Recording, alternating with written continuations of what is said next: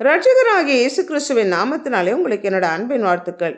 இன்றைய நாள் தியானத்துக்காக தேர்ந்து கொள்ளப்பட்ட வேத வசனம் மத்தேயு எழுதின சுவிசேஷம் 18வது அதிகாரம் 14வது வசனம். இவ்விதமாக இந்த சிறியரில் ஒருவனாகிலும் கெட்டுப்போவது பரலோகத்தில் இருக்கிற உங்கள் பிதாவின் சித்தம் அல்ல என்று ஆண்டவராகிய இயேசு கிறிஸ்து சொல்லி, மனுஷகுமாரன் கெட்டுப்போனதை ரட்சிக்க வந்தார். உங்களிலே ஒருவன் 100 ஆடுகள் இருக்க அவைகளிலே ஒரு ஆடு காணாமல் போனால் அந்த காணாமல் போன ஆட்டை தேடி கண்டுபிடித்து, காணாமல் போன ஆட்டை கண்டுபிடித்தேன் என்று சந்தோஷப்படுவது போல கெட்டுப்போன, இழந்து போன, பிரயோஜனமற்ற ஒவ்வொரு மனுஷனையும் தேடி கண்டுபிடித்து ஏற்றுக்கொள்ளுகிற தேவன்.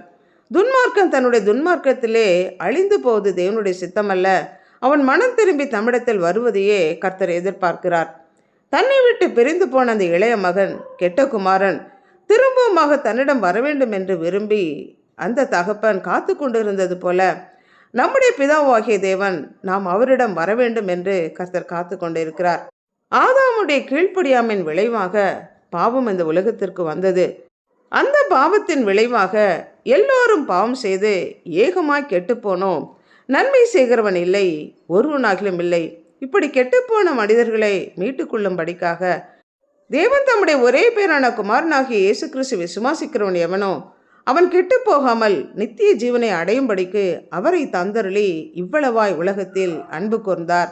நம்மேல் வைத்த அன்பு தம்முடைய ஒரே பேரான குமாரனையும் நமக்காக கொடுக்கும்படி ஏவினது. ஏன்னா தம்முடைய குமாரனை காட்டிலும் நம்மேலே அவர் வைத்த அன்பு பெரியது.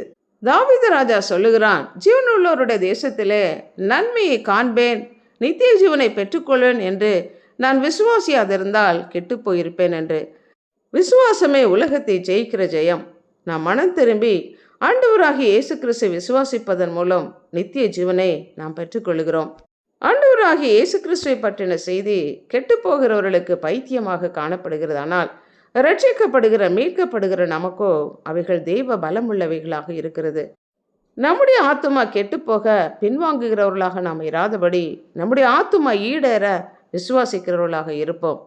இயேசு கிறிஸ்துவும் நாம் ஒவ்வொருவரும் ரட்சிக்கப்பட்டு அவருடைய வருகையிலே பங்கு கொண்டு அவருடைய ராஜ்யத்திலே சேர வேண்டும் என்பதற்காகவே நம்மை நீடிய பொறுமையுள்ளவராய் இருந்து தம்முடைய வருகையை கர்த்தர் தாமதிக்கிறார்.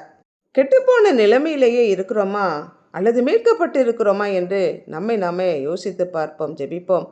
அன்புள்ள ஆண்டவரே, எங்களை படைத்தவரே, எங்களுக்காக ஜீவனை கொடுத்து எங்களை மீட்டு கொண்டவரே, உம்மிடத்திலிருந்த ஆசீர்வாதங்களை பெற்று உம்மை விட்டு தூரம் போன கெட்டுப்போன நிலைமையில இருந்த சாலமோன் ராஜாவுக்கு திரும்பமாக சந்தர்ப்பம் கொடுத்து அவனை அழைத்த தேவன், உம்மை விட்டு தூரம் போன நிலையில் இருக்கிற ஒவ்வொரு மனுஷனையும் மீட்டுக்கொள்வதற்காக இருக்கரம் நீட்டி காத்து கொண்டிருக்கிற தயவிற்காக நன்றி செலுத்துகிறோம்.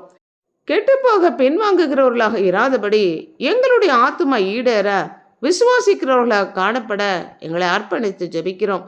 இயேசு கிறிஸ்துவின் நாமத்தினால் ஜெபிக்கிறோம் பிதாவே, ஆமேன்.